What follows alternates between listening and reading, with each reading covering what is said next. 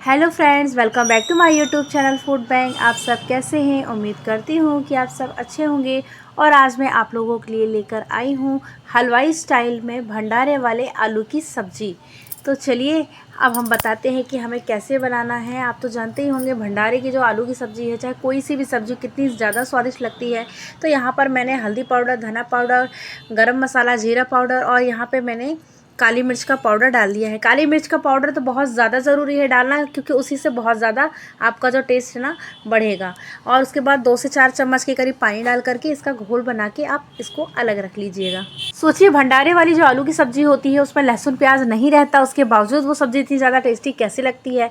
और कोई मसाले नहीं, बस यही मसाले हैं जिसकी वजह से सब्जियों में स्वाद आता। तो मैंने यहाँ उबले आलू ले लिए हैं, खड़े धने को कूट के ले लिया है, अदरक और मिर्च, हींग, टमाटर की प्यूरी, यहाँ मसालों का जो पूरा घोल बनाया था, सौंफ और जीरा, साबुत लाल मिर्च, इसके अलावा मेथी, तेज़पत्ता, 2 लौंग और दालचीनी का एक टुकड़ा। तो मैंने यहाँ कढ़ाई में 3 से 4 चम्मच के करीब तेल गरम कर लिया है। इसमें सौंफ और जीरा को हम डाल देंगे।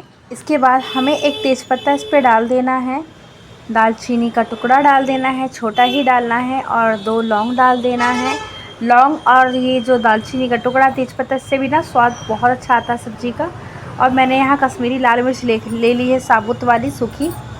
और जो साबूदाना होता है उसको कूट के मैंने यहाँ पर डाल दिया है, उसको भी अच्छे से हम तल लेंगे। तलना क्या है, गैस की फ्लेम तो ऑलरेडी मेरी ज़्यादा तेज़ थी, तो ये वैसे भी ज़्यादा गर्म हो गया है। उसके बाद हमने डाल दिया है मेथी दाना।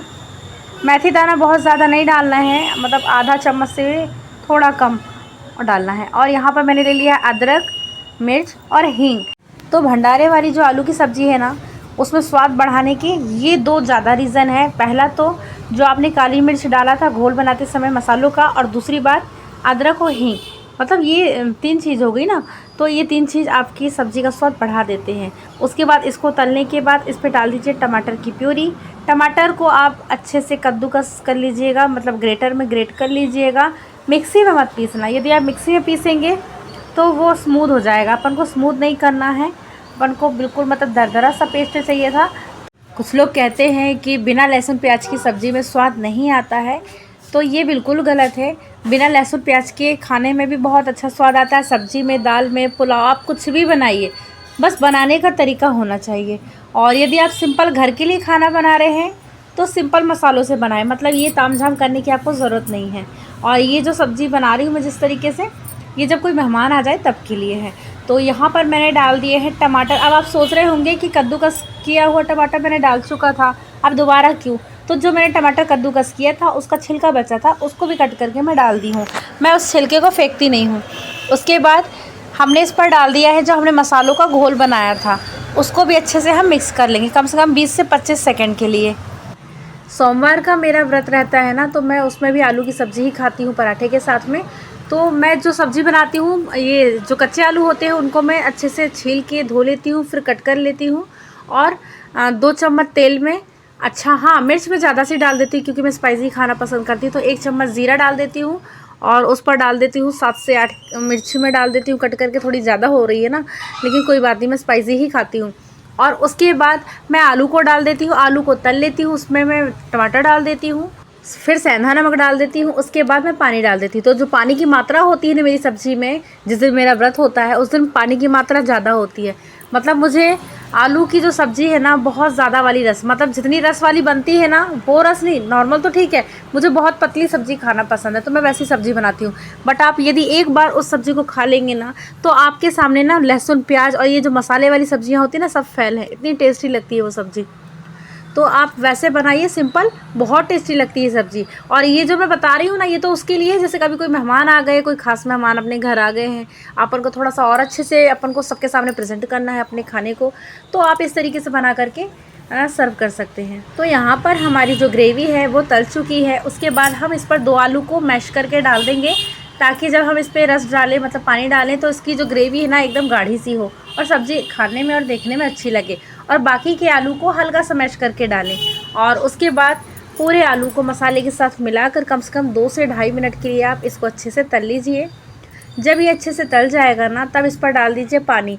आपको जितना पतला रखना है सब्ज़ी को, उस हिसाब से आप पानी डाल सकते हैं। तो मैंने यहाँ पर 1 बड़ा गिलास भर के पानी डाल दिया है, और इसके बाद अच्छे से फिर हम इसको मिक्स कर लेंगे। और बाद में हम डाल देंगे नमक स्वाद के अनुसार, जितना आपको पसंद हो कम ज़्यादा उस हिसाब से आप नमक डाल दीजिएगा। और एक बार और चम्मच से मिला लीजिए। चम्मच से मिलाने के बाद अब हमें करना क्या है, लीड लगा देना है। तो लीड हमें लगाना है कम से कम 1 से 1.5 मिनट के लिए। वैसे कोई इसमें वो नहीं रहता है कि आप 1-1.5 मिनट के बाद ही आप लीड खोल करके देखें। आप बीच बीच में चेक करते जाइए, आपको जितना रस रखना है उस हिसाब से आप देख लीजिए, तभी आप गैस की फ्लेम को बंद कर सकते हैं। जब आप किसी भी खाने में या सब्ज़ी में लहसुन प्याज नहीं डालते हैं ना, तो ये जो सब्ज़ी है ना, आप भगवान को प्रसाद के रूप में भी चढ़ा सकते हैं।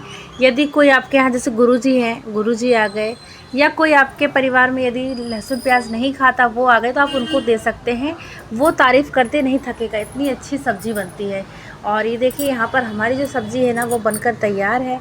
इस पर अब हमने डाल दिया है धनिया की पत्ती। तो गरम मसाला ऊपर से डालने की ज़रूरत नहीं है, ये वैसे ही बहुत ही ज़्यादा स्वादिष्ट है। अब इसको अच्छे से एक बार और मिला दीजिए। तो हमारी भंडारे वाली आलू की सब्ज़ी बनकर तैयार है।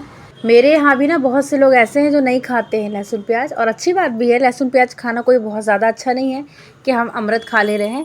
तो मेरे यहाँ जैसे मेरी जो चाची सास है ना, वो बचपन से ही लहसुन प्याज नहीं खाई है, मतलब बहुत छोटी थी ना तब से नहीं खाई है, और आज वो मतलब हो गई होंगी मेरे ख्याल से 65 या 70 के लगभग होंगी, और आज भी वो लहसुन प्याज नहीं खाती, बल्कि उनको उनकी महक से ही उल्टी आ जाती है। और मेरे मायके में मेरे भैया हैं, वो भी लहसुन प्याज नहीं खाते हैं।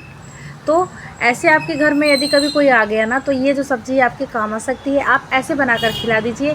और यदि उनको सिंपल सब्ज़ी पसंद है, तो जो मैंने आपको बताई थी ना कि जिस तरीके से मैं मंडे वाले व्रत में बनाती हूँ, आप वैसे बनाकर भी खिला दीजिए, वाकई बहुत ज़्यादा टेस्टी लगती है।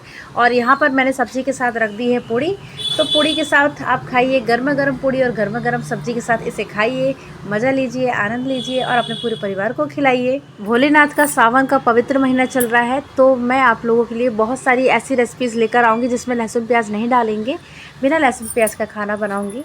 और आप लोग भी मेरी इस वीडियो को यदि थोड़ी सी भी मतलब थोड़ा सा भी पसंद करते हैं, तो मेरे वीडियो को लाइक शेयर कीजिए, कमेंट कीजिए।